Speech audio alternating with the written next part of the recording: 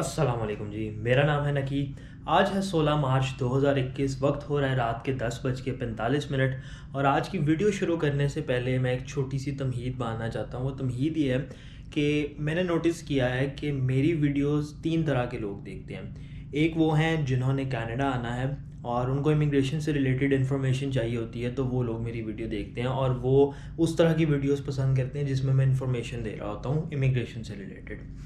दूसरे वो हैं लोग जो आइदर कनाडा में रहते हैं या पाकिस्तान में रहते हैं और उनको कनाडा के मुख्तलिफ, क्योंकि मैं ट्रैवल कर रहा होता हूँ तो वो भी एरियाज़, क्योंकि मुझे अक्सर लोग कनाडा में रह के भी कहते हैं कि यार तुम तो वहाँ वहाँ घूम आए हो अभी तक जहाँ हम भी नहीं गए और हम यहाँ सालों से रह रहे हैं। तो दूसरे हो गए वो लोग जिनको सिर्फ जगह घूमने फिरने में और इंटरेस्ट होता है और मैं कोई थोड़ी बहुत जगह अगर दिखा दूँ तो वो उस तरह की वीडियो पसंद करते हैं। तीसरे वो लोग होते हैं जिनको मेरा ये होल कॉन्सेप्ट, मेरी जॉब का, वो थोड़ा फैसिनेट करता है। क्योंकि अभी पिछले दिनों एक बैंकर साहब का मुझे इंस्टाग्राम पे मैसेज आया और फिर उन्होंने मुझे कॉल भी की कि यार मैं सारा दिन बैंक में होता हूँ पाकिस्तान के एक, और मैं सारा दिन लोगों को सूट्स एंड टाइज में देखता हूँ और हम बड़े बन ठन के एक बनावटी बनावटी नहीं, उन्होंने वर्ड ये यूज़ किया था लेकिन चले खैर, एक और तरह की लाइफस्टाइल मैंने देखा है। और जब मैं तुम्हें देखा मैंने, तो तुम्हारी बड़ी डिफरेंट सी रूटीन होती है। तुम वही नीली वर्दी पहन के टूल किट पकड़ के जाते हो आते हो जाते हो आते हो। तो मुझे ये चीज़ फैसिनेट करती, तो मुझे उससे आइडिया हुआ कि एक कैटेगरी वो भी है लोगों की जो सिर्फ इस होल आइडिया की वजह से थोड़े फैसिनेट होके मेरी वीडियोस देखते हैं। तो ये तीन वीडियोस बनती हैं। अब होता ये है कि मैं पहले क्या करता था कि इमिग्रेशन की वीडियोस बना रहा होता था और दरमियान में जो मेरे व्लॉग्स आ जाते थे वो आ जाते थे। अब मैंने over the period of time, जितना भी टाइम हो गया इस चैनल के शुरू में, मैंने थोड़ा रियलाइज़ किया है कि मुझे बैलेंस करने की ज़रूरत होती है। समटाइम्स व्लॉग आ जाए, समटाइम्स मैं इमिग्रेशन की वीडियो बना दूँ, समटाइम्स जो है मैं कोई और लाइफस्टाइल से रिलेटेड चीज़ के ऊपर बात कर लूँ। लेकिन अभी तक अनफॉर्चुनेटली मैं कुछ स्केड्यूल नहीं सेट कर पाया और उसकी वजह ये है कि मेरी जो जॉब है उसकी नेचर ऐसी, आप में से जो लोग चैनल को पहले से देखते हैं उनको आइडिया है कि वो जॉब ही ऐसी है कि उसमें स्केड्यूलिंग करना थोड़ा मेरे लिए ना मुश्किल हो जाता है। समटाइम्स मैं ऑड टाइम्स पे घर होता हूँ जब मुझे नहीं होना चाहिए, और समटाइम्स मैं छुट्टी वाले दिन काम कर रहा होता हूँ, तो मेरे लिए ना स्केड्यूल करना मुश्किल हो जाता है। उसके लिए मैं माजरत भी करना चाहूँगा, क्योंकि मुझे पता है इस चीज़ का कि चैनल की ग्रोथ और सारी चीज़ों के लिए होता है कि आप एक स्पेसिफिक टाइम के ऊपर, डेली नहीं तो वीक में 2 दिन, चार दिन छोड़ के, या जब भी आपने करनी है, be regular and B punctual with your videos. और मैं वो नहीं कर पाता, और वो चीज़ मुझे आइडिया है उसका, बट वो ऐसे ही है। लेकिन देन अगेन मुझे अच्छा लगता है जो रिटर्निंग व्यूअर्स होते हैं, जो देखते हैं, जो शुरू से देख रहे हैं, जब मेरा एक सब्सक्राइबर था शायद या दो थे और वो आज तक देख रहे हैं, तो अच्छे हैं ऐसे लोग। और कुछ लोग नए भी आते हैं। मैं कोशिश पूरी करता हूँ कि जिन लोगों को इंस्टाग्राम, ईमेल पे जवाब दे सकूँ उनके सवालों के, या यूट्यूब के कमेंट सेक्शन में, वो मैं करता हूँ। अगर आपके कमेंट तक मैं नहीं पहुँचा, मैं फिर माजरत चाहूँगा। खैर, बड़ी लंबी चौड़ी बात होगी। तो आज की वीडियो, मुझे काफ़ी दिनों से मैं एक रिकरिंग कमेंट देख रहा था कि यार हमें रेज़्यूमे के ऊपर बताओ, क्योंकि रेज़्यूमे पे बात तुमने नहीं की। तो चक्कर ये है, लोगों का आइडिया इसके पीछे, मेरा ये मानना ये होता है कि ये शख्स चलो कनाडा गया, इसकी जॉब लगी है, तो इसने जो भी किया होगा वो ठीक होगा ना, तो हम भी फॉलो कर लेंगे। मैं आपको एक चीज़ बता दूं, इस तरह की चीज़ें मैं पहले डिबेट कर रहा था कि मैं बनाऊं या ना बनाऊं, क्योंकि ये एक बड़ी सब्जेक्टिव चीज़ होती है। There is no set standard for a resume. हाँ, हर साल हर कंट्री के लिहाज से चीज़ें अपडेट होती रहती हैं कि कुछ कंट्रीज़ में, फॉर एग्जांपल कनाडा के अंदर फ़ोटो लगाना इज़ नॉट अ थिंग। क्यों?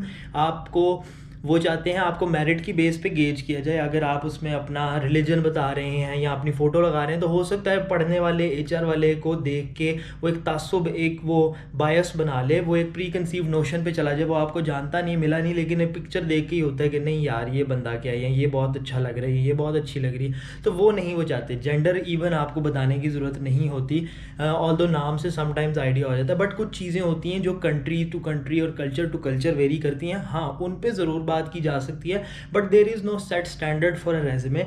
रेज़्यूमे अच्छा वही है जो आपकी स्किल सेट को, आपकी एक्सपीरियंस को, एजुकेशन को एक अच्छे, मुख्तसर, जिसको कहते हैं शॉर्ट यट कॉम्प्रिहेंसिव मैनर में बता सके। और उसके ऊपर हम बात करते हैं आज की वीडियो में। सॉरी। तो सबसे पहली तो ये चीज़ है, मैं वीडियो जो कंटिन्यू करूँगा वो मैं आपको लेके जाऊँगा अपने कंप्यूटर की स्क्रीन पे, अपने रेज़्यूमे को किसी हद तक उसमें से इंपॉर्टेंट इन्फॉर्मेशन निकाल के अपना एक्चुअल रेज़्यूमे आपसे शेयर करूँगा, ताकि ये ना हो कि ये बताता कुछ और है करता कुछ और है। एक्चुअल रेज़्यूमे शेयर करूँगा उसमें से अपनी वाइटल इन्फॉर्मेशन छुपा के, तो ताकि आपको आइडिया हो जाए कि मैंने क्या किया था। अगर आपको लगता है कि मेरा रेज़्यूमे ऐसा है जो आपको फॉलो करना चाहिए, या आपको कोई बात उसमें समझ आती है, या ज़रूरी नहीं आप एग्जैक्ट उसको फॉलो करें, आपको हो सकता है उसमें से 2-4 काम की बातें मिल जाए तो आप ले सकते हैं। अदरवाइज़ जो है आई स्टिल थिंक कि कोई भी सही या गलत रेज़्यूमे नहीं होता। अच्छा रेज़्यूमे वो है जो शॉर्ट येट कॉम्प्रिहेंसिव हो और आपके बारे में पढ़ने वाले को एक अच्छी इन्फॉर्मेशन दे सके। एक उसमें ये चीज़ है, पाकिस्तान में भी, बाकी दुनिया के डेवलप्ड कंट्रीज़ में पहले भी, और अब पाकिस्तान में भी सॉफ्टवेयर्स होते हैं। जब आप रेज़्यूमे अपना मेल करते हैं, ईमेल की बात हो रही है, तो वो एक इनिशियल सॉफ्टवेयर स्कैन से गुजरता है। अब जब फॉर एग्जांपल एक कंपनी है जिसने लेट्स से एक सेल्स रिप्रेजेंटेटिव की जॉब रिक्वायरमेंट डाली हुई है, मुख्तलिफ वेबसाइट्स पे, इंडीड पे डाली है, मॉन्स्टर पे डाली है, लिंक्डइन पे डाली है, जहाँ भी डाली है, आपने मुख्तलिफ जो हैं प्लेटफॉर्म्स पे आपने जॉब पे अप्लाई किया, वो सारे रेज़्यूमेज़ एक ऑटोमेटेड मेल बॉक्स पे जाते हैं, जो कि रिस्पांस नहीं आ सकता वहाँ से, वो एक ऑटोमेटेड मेल बॉक्स होता है। उसके पीछे एक सॉफ्टवेयर रन कर रहा होता है, जो बेसिकली उसमें उन्होंने एचआर के रिक्रूटर ने कुछ कीवर्ड्स फीड किए होते हैं कि भाई ये कीवर्ड्स देखो, जिस भी वीडियो में जिस भी रेज़्यूमे में ये कीवर्ड्स हों उसको उस फिल्टर से गुजरने दो, और जिसमें सर्टेन कीवर्ड्स ना हो, क्योंकि हमें वो शख्स चाहिए जिसमें ये क्वालिटीज़ हों, तो अगर वो आपकी ने नहीं मेंशन की हुई तो वो उनको साइड पे कर दो। तो ऐन मुमकिन है कि आपने 100 जॉब्स पे अप्लाई किया और आपका जो रेज़्यूमे है वो किसी इंसान के हाथ तक पहुंचा भी ना हो। ये थॉट बड़ा अजीब सा है कि हम समझते हैं हमने रेज़्यूमे भेजा तो किसी ने देखा तो होगा। ऐसा नहीं होता, क्योंकि एक जॉब के ऊपर आप अंदाज़ा करें थाउजेंड्स अपॉन थाउजेंड्स एप्लीकेंट्स होते हैं, तो एक ह्यूमन के लिए उन सब से गुजरना ह्यूमनली पॉसिबल नहीं है। तो वो सॉफ्टवेयर उनकी ज़िंदगी तो आसान कर देता है, लेकिन उसमें फिर नुकसान आपका ये होता है कि अगर आपके पास स्किल भी थी, तजर्बा भी था, सब कुछ था, आपकी नेक नीयत थी, आप मेहनती आदमी हैं, लेकिन आपको रेज़्यूमे में वो कीवर्ड्स कैप्चर नहीं करने आए, तो आप उस सॉफ्टवेयर के जो है ना हाथों जो है मारे जाएंगे, और आपका रेज़्यूमे एक इंसान के हाथ तक जाएगा ही नहीं, और हो सकता है वो चला जाता तो वो आपको इंटरव्यू की कॉल आ जाती। तो हम थोड़ी सी इस पर बात करेंगे रेज़्यूमे के फॉर्मेट के अंदर कि किस तरह आप वो वाली चीज़ें हाईलाइट कर सकते हैं, क्या इन्फॉर्मेशन देनी चाहिए, कनाडा के हिसाब से जो मैंने रिसर्च की, क्या इन्फॉर्मेशन मुनासिब है देनी, क्या देने की ज़रूरत नहीं है, रेफरेंसेस क्या होते हैं, देना चाहिए नहीं देना चाहिए, तो वो सारी हम बात करेंगे। आपसे अब कंप्यूटर की स्क्रीन पे मुलाकात होती है, तो आप देखते रहिएगा। अच्छा तो जी जनाब, हम आ गए हैं मेरे कंप्यूटर की स्क्रीन पे, जैसा कि आप सब देख सकते हैं। और सबसे पहले मैं आपको एक चीज़ दिखाता हूँ कि मेरा जो रेज़्यूमे है एक्चुअल, वो सिर्फ 2 पेजेस का है, ठीक है। एक नोशन समटाइम्स मैंने देखा है लोगों को कि अगर आपका 5 साल 7 साल का एक्सपीरियंस होता है तो लोग 6-6 सफ़ों का रेज़्यूमे बता देते हैं, और उसके अंदर ये भी लिख देते हैं कि ये शख्स दिन में 8 गिलास पानी के पीता है। ये इन्फॉर्मेशन ऐसी नहीं है जो उनको जानने की ज़रूरत है, और आजकल के दौर में इतना लंबा रेज़्यूमे ना कोई पढ़ता है। मैंने आपको पहले भी बताया वो सॉफ्टवेयर से गुज़रना है, तो गैर ज़रूरी बातें जो हैं वो उसमें आप ना डालें। काम की बात करें, कीवर्ड्स पे हाईलाइट करें, हर जॉब के हिसाब से रेज़्यूमे को वो थोड़ा सा आप कस्टमाइज़ करें। कवर लेटर उस पर वो एक अलग चीज़ है, मैं उस पर नहीं जाता, लेकिन कवर लेटर भी इंपॉर्टेंट होता है, जिसमें आप बेसिकली अगले को बताते हैं कि वो आपको रखे क्यों। ये तो आपने अपनी स्किल्स बता दी, उसमें आप अगले को थोड़ी सी एक ह्यूमन कनेक्शन फॉर्म करते हैं। एक लेटर, कवर लेटर होता है, ख़त होता है, जिसमें आप किसी से बातचीत करते हैं, तो वो थोड़ा सा उसको आपकी एप्लीकेशन को स्ट्रेंथन करता है। बट ये चूँकि सॉफ्टवेयर से गुजरना है और सारा कुछ, और इसमें आपकी स्किल है, तो ये बड़ा बुलेट पॉइंट्स और ठक ठक ठक इस तरह करके होना चाहिए, इसमें लंबी लंबी कहानियाँ नहीं होनी चाहिए। तो मेरा अब तकरीबन 9 साल का एक्सपीरियंस है, और मेरा 2 पेजेस का ये रेज़्यूमे है, और ये आई गेस अनलेस मैं कोई जॉब ड्रास्टिकली चेंज नहीं करता, ये इतना ही चलता रहेगा, 2 से नहीं तो 2.5-3 पे चला जाएगा, इससे ज़्यादा नहीं होना चाहिए। और जो नए लोग हैं जो यूनिवर्सिटी से निकल के पहला रेज़्यूमे बना रहे हैं, 1 पेज का रेज़्यूमे होता है, 1 पेज का रेज़्यूमे। इससे ज़्यादा अगर आपका रेज़्यूमे बन रहा है और आप अभी यूनिवर्सिटी से निकले और आपने पहली जॉब पे अप्लाई करना है, तो you are doing something wrong, क्योंकि आपका रेज़्यूमे इतना ज़्यादा हो नहीं सकता। आपने कोई यूनिवर्सिटी में जितनी मर्ज़ी सोसाइटीज़ ज्वाइन कर ली हो, नोबडी केयर्स मुझे ये नहीं कहना चाहिए, लेकिन ऐसा ही है।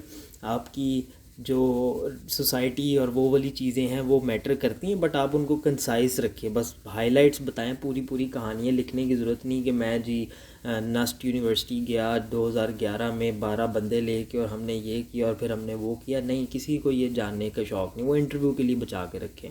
खैर, तो अब मैं इसको थोड़ा जूम इन कर लेता हूँ ताकि आपको नज़र भी आ जाए कि मैंने लिखा क्या हुआ। अगर ये मेरे से जूम इन हो जाए तो यहाँ पे रखते हैं इसको। तो जनाब, ये रहा मेरा रेज़्यूमे, ये मेरा एक्चुअल रेज़्यूमे। मैंने सिर्फ फ़ोन नंबर्स, ईमेल और कुछ इन्फॉर्मेशन इधर उधर की है, बाकी मोस्ट चीज़ें इसके ऊपर वैसे ही हैं क्योंकि मैं चाहता था कि एक्चुअल दिखाऊं। अब मैंने इसको थोड़ा सा वर्ड से अभी वापस कन्वर्ट किया, मेरे पास जो PDF फाइनल थी वो कहीं मुझे मिल नहीं रही थी, तो मैंने वर्ड से कन्वर्ट किया है। तो शायद थोड़ी बहुत आपको फॉर्मेटिंग के मसले नज़र आएँ, but that does not exist in the actual resume. वो सिर्फ इस वक्त वर्ड से कन्वर्जन करते वक्त मसला हो सकता हो गया हो। खैर, तो यहाँ पे अब आपको एक चीज़ नज़र आएगी जो कि 2021 में मैंने नोट किया जब मैंने थोड़ी बहुत रिसर्च की रेज़्यूमे अपडेट करने से पहले, कि यार हाइलाइट्स जो हैं वो एक फ़ीचर है जो कि पुराने रेज़्यूमेज़ में होता भी था, नहीं भी होता था, बट अब मैंने काफ़ी रेज़्यूमेज़ में देखा है, काफ़ी HR जो कह लें कि जो रिक्रूटर्स होते हैं वो उनको ये चीज़ अच्छी लगती है, और सॉफ्टवेयर में भी, क्योंकि इसके अंदर आप देखेंगे कि मैं इसकी डिटेल में नहीं जाता, मैंने लिखा क्या हुआ है वो अगर जिसने पढ़नी है वो पढ़ ले। मैंने अपनी एजुकेशन, अपनी जॉब और जो मेरे पास स्किल सेट है in terms of my technical plus जो मेरे सॉफ्टवेयर स्किल्स हैं, उनको मैंने एक समरी उसकी मैंने यहाँ पे पोस्ट कर दी है। उससे ये होगा कि सॉफ्टवेयर हो या पढ़ने वाला हो, उसको सिर्फ यहाँ से ही आइडिया हो जाएगा कि उसने आगे मुझे लेके चलना है, आगे देखना है या नहीं, मैं उसके काम का हूँ या नहीं। मैंने अपनी एजुकेशन बता दी कि मैंने किया क्या हुआ है, मैं किस कंपनी में मेजॉरिटी ऑफ द चंक काम, जो आपका मेजर एक्सपीरियंस है, अगर मल्टीपल कंपनीज हैं वो लिख सकते हैं, मैं करता क्या रहा हूँ उस कंपनी के अंदर, मेरे अंदर क्या क्या स्किल्स हैं जो कि मैं आपकी कंपनी को दे सकता हूँ, और मैं क्या क्या, और जो भी आपकी टीम वर्क और इस तरह की चीज़ें वो। अब आपने हवा में तीर नहीं चलाने। सारे लोग लिख सकते हैं कि मैं टीम वर्क में बहुत अच्छा हूँ, मैं ये बहुत अच्छा हूँ, मैं वो बहुत अच्छा हूँ। आपके पास डेटा होना चाहिए उसको बैकअप करने का। मैं आपको भी दिखाऊंगा कि मैंने ये जो चीज़ें लिखी हैं ये मैंने किसी सोच समझ के लिखी हैं, मैं इनको रेज़्यूमे के अंदर ही बैकअप कर सकता हूँ, क्योंकि इंग्लिश में उसको कहते हैं everybody like the HR guy can call your bullshit. यानी अगर आप हवा में छोड़े होंगे ना तो वो सबको पता लग जाता है, तो वो नहीं आपने करना। आप जो भी यहाँ पे लिखें that has to have some reasoning to it, some logic to it, ठीक है। उसके बाद आप अगली चीज़ आ जाएं, ये काफ़ी एक इम्पॉर्टेंट चीज़ है। अब इसमें आप देखें मैंने कोई कहानी नहीं लिखी, मैं चाहता तो इसकी 2-2 लाइनें भी बनाता ना तो ये एक पेज तो यही बन जाना था, लेकिन उसको कंसाइज़ किया है कि स्किल्स क्या है मेरे पास। मेरी कुछ हार्डवेयर स्किल्स हैं जो मेरी बड़ी स्पेसिफ़िक है मेरी जॉब से, कुछ मेरी सॉफ्टवेयर स्किल्स हैं जो देन अगेन बड़ी स्पेसिफ़िक है मेरी जॉब से, और कुछ मैंने उसके अंदर अपनी सॉफ्टवेयर स्किल्स को भी हाईलाइट कर दिया है। और उसके अलावा क्योंकि मैं प्रीमियर प्रो पे और फोटोशॉप पे भी काम कर लेता हूँ, मैंने वो भी ऐड कर दिया। हर्ज कोई नहीं है आपको बताने में, बट मैंने एक छोटी सी स्पेस के अंदर काफ़ी सारी इन्फॉर्मेशन पढ़ने वाले को दे दी है। उस पर उसने अगर डिटेल लेनी है तो वो जब इंटरव्यू में मुझे बुलाएगा तो उसके ऊपर वो देगा। आपने कुछ इंटरव्यू के लिए भी तो छोड़ना है। अगर आप सारी कहानियाँ इधर ही लिख देंगे तो इंटरव्यू के अंदर क्या करेंगे? आपने रेज़्यूमे में इतना बताना है कि वो आपको इंटरव्यू के लिए बुला लें। इन चीज़ों की एक्सप्लेनेशन आप वहाँ दे सकते हैं अगर आपसे पूछी जाए। अगर वो कहता है कि आपने फॉर एग्ज़ाम्पल फ़ोटोशॉप पे काम किया, अच्छा मुझे बताओ कि क्या काम किया, तो आप वहाँ अपना कोई प्रोजेक्ट डिस्कस कर सकते हैं। लेकिन यहाँ पर आपको बस इतना बताना है कि सॉफ्टवेयर से जब गुजरे तो ये अल्फाज पकड़े जाएँ, और अगर कोई शख्स पढ़े तो उसको पता हो कि हमें ये शख्स चाहिए जिसके पास RS लॉजिक्स हो, ये वाला सॉफ्टवेयर का नॉलेज हो, फोटोशॉप का नॉलेज हो, ये हो, अच्छा उसको समझ आ गई कि इसमें मैनेजमेंट स्किल्स या सॉफ्टवेयर स्किल्स भी हैं, तो उसको इससे काफ़ी इन्फॉर्मेशन मिल जाएगी और उसको हेल्प हो जाएगी। आप उसकी ज़िंदगी आसान करें तो आपकी अपनी ज़िंदगी भी आसान होगी। आगे चलते हैं, प्रोफेशनल एक्सपीरियंस पे आ जाते हैं। अच्छा, अब जो लोग नया रेज़्यूमे बनाते हैं जिनके पास प्रोफेशनल एक्सपीरियंस नहीं होगा, वो अपनी एजुकेशन ऊपर रखें और फिर प्रोफेशनल एक्सपीरियंस नीचे रखें, जिसमें वो इंटर्नशिप वगैरह मेंशन कर सकते हैं। ये मेरा अपनी राय है, आपकी मर्ज़ी, आपने इसको फॉलो करना नहीं करना। लेकिन और जो लोग for a longer period of time professional life गुजार चुके हैं, यानी वो 5 साल 6 साल काम कर चुके हैं, उनको मेरा मशवरा होगा कि वो प्रोफेशनल एक्सपीरियंस अपना ऊपर रखें और एजुकेशन नीचे ले जाएं, क्योंकि उनका प्रोफेशनल एक्सपीरियंस ज़्यादा मैटर करता है। आपका GPA आपकी पहली जॉब के पहले इंटरव्यू तक मैटर करता है, मेरा ये मानना है। ठीक है जी, ये बात सही भी हो सकती है, गलत भी। मेरे एक्सपीरियंस में आपका जो GPA है आपकी पहली जॉब के पहले इंटरव्यू तक मैटर करता है। उसके बाद आपकी स्किल, एक्सपीरियंस और बाकी कुछ हद तक आपकी लक होती है। ठीक है, तो यहाँ मैंने बता दिया कि मैं किस कंपनी के लिए काम करता हूँ, कब से कब तक करता हूँ। मैंने अपनी जॉब की सारी जो हाइलाइट्स थी वो बता दी। अब इसमें एक आपको जो चीज़ फ़ायदा दे सकती है, हर जॉब की एक जॉब डिस्क्रिप्शन होती है। आई नो पाकिस्तान में कुछ इदारे होते हैं जो नहीं देते जॉब डिस्क्रिप्शन, लेकिन मोस्ट इदारे एचआर के पास एक आपकी जॉब डिस्क्रिप्शन बुलेट पॉइंट्स की सूरत में होती है।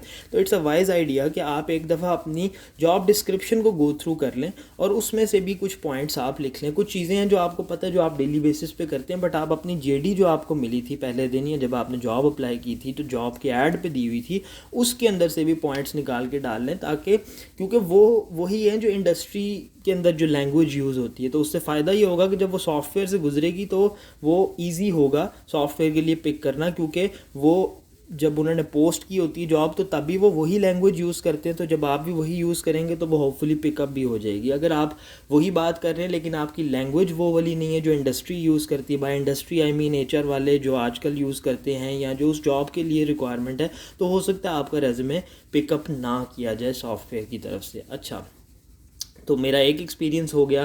फिर मैंने अपना दूसरा एक्सपीरियंस यहाँ पे शेयर कर लिया। उसमें मैंने अपनी सारी जॉब डिस्क्रिप्शन बुलेट पॉइंट्स में दे दी। अगर आपके मल्टीपल रोल्स रहे हैं तो आप अपनी ऑर्गेनाइजेशन मेंशन करें और नीचे जो है वो दूसरा रोल भी मेंशन कर सकते हैं, वो भी हो गया।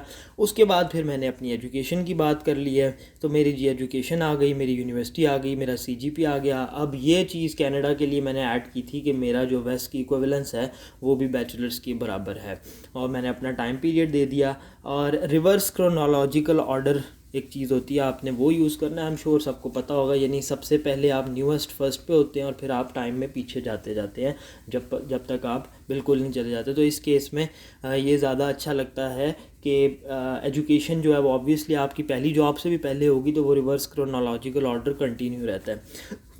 उसके बाद अगर आपके पास कुछ अपनी जॉब से रिलेटेड, कोई स्किल से रिलेटेड कोई भी तरह की सर्टिफिकेशंस हैं, आपने ख़ुद की हुई हैं, लिंक्डइन पे की हुई हैं, ऑनलाइन ख़ुद पैसे दे के की हैं, आपकी कंपनी ने करवाई हैं, जो भी है आप वो मेंशन कर सकते हैं। आपकी अगर कोई ट्रेनिंग्स हुई हुई हैं आप वो मेंशन कर सकते हैं, वो सारी मैंने यहाँ पे लिख दी। अब और आखिर में एक चीज़ याद आती है, रेफरेंसेस। अब पाकिस्तान में एक बड़ी मशहूर लाइन है जी, रेफरेंसेस, और आगे लिखा होता है रेफरेंस अवेलेबल अपॉन रिक्वेस्ट।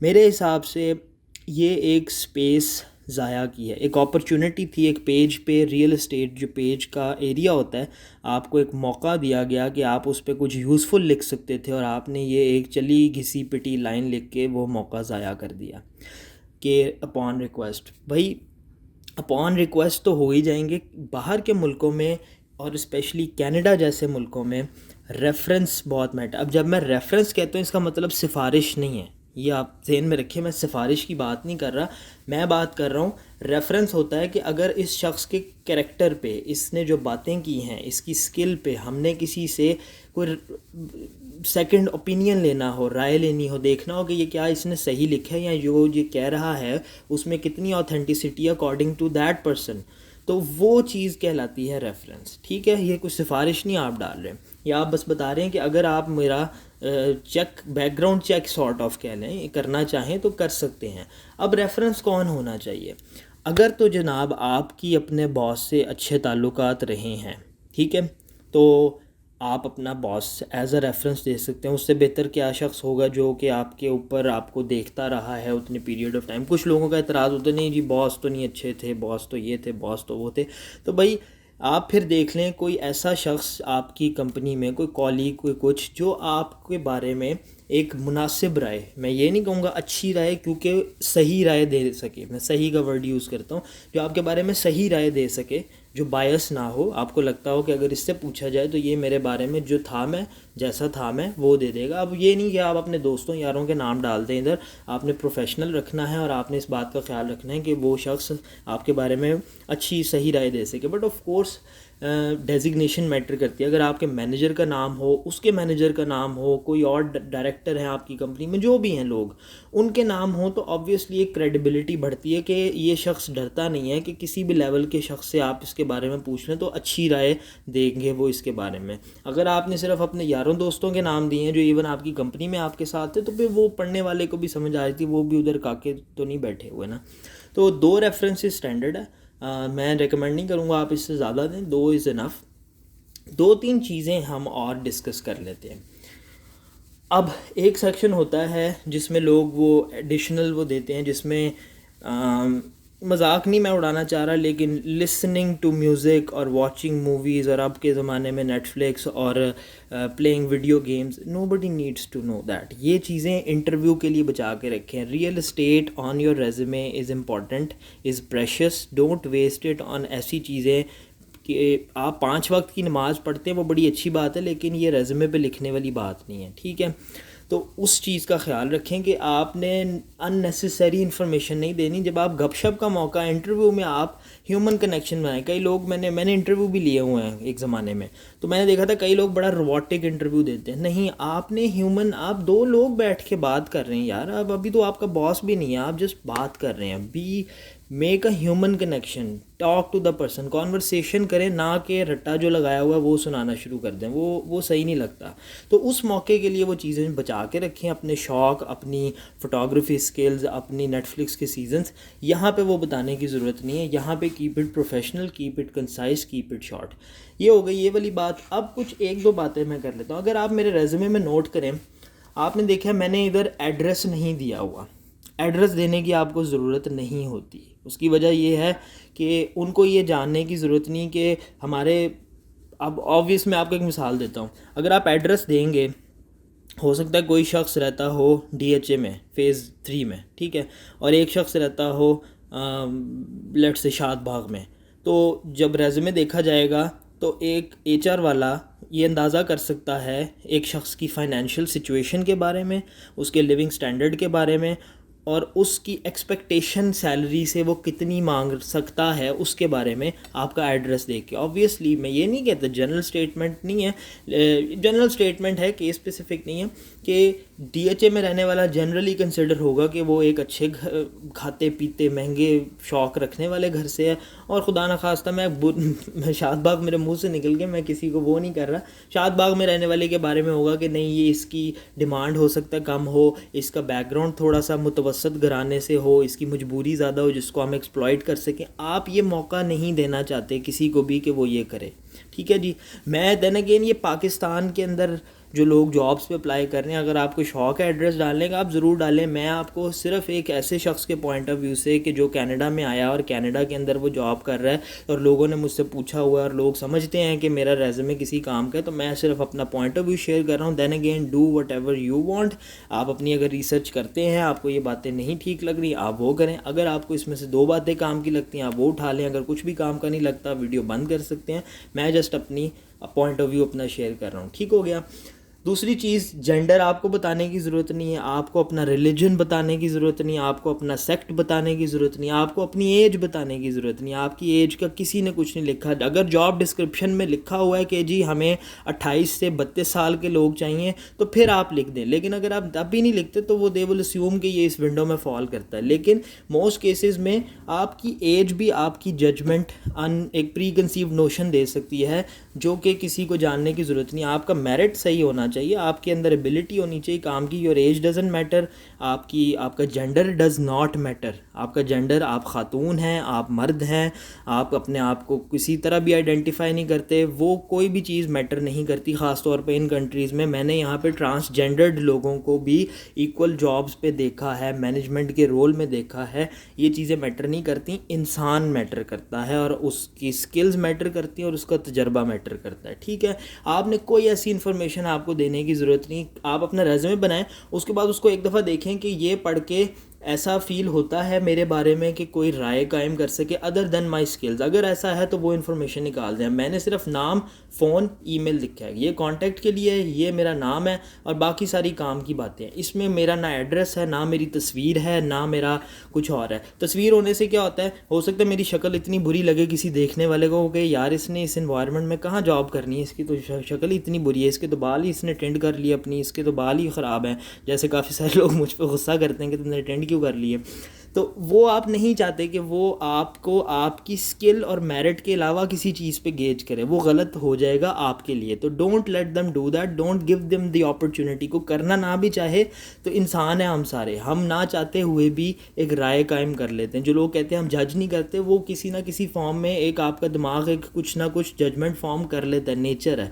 तो आपने उनको मौका नहीं देना ऐसी हरकतें करके। आपने इसको प्रोफेशनल रखना है, शॉर्ट रखना है, बुलेट पॉइंट्स में रखना है, जो मैंने आपको एक खाका दिखा दिया उस पर रखना है। और यहाँ पे आपने रेफरेंसेस पे वो गलती नहीं करनी कि अवेलेबल अपॉन रिक्वेस्ट, वो फिर कहेगा कि फिर मेरे पास और भी बड़े कैंडिडेट हैं जिनको मैं ऑलरेडी दिए हुए हैं जिन्होंने, तो तुम्हें मैं रिक्वेस्ट करता फिरूँ। तो आपने उसकी ज़िंदगी आसान करनी है और अल्लाह आपकी ज़िंदगी आसान करेगा। मैं इस वीडियो को यहाँ पे करता हूँ ख़त्म, बड़ी लंबी चौड़ी बात हो गई। आपको आई होप वीडियो काम की लगी हो। अगर लगी हो तो चैनल सब्सक्राइब कर सकते हैं, वीडियो को शेयर कर सकते हैं अगर किसी के काम आ सकती है। आपके जो भी सवालात होंगे मैं कमेंट सेक्शन में, इंस्टाग्राम पे और अपने ईमेल पे उसके जवाब देता रहूँगा। आपसे मुलाकात होगी इंशाल्लाह किसी अगली वीडियो में। अपना बहुत सारा ख्याल रखिएगा, मुझे दुआ में याद रखिएगा। तब तक के लिए अल्लाह हाफ़िज़।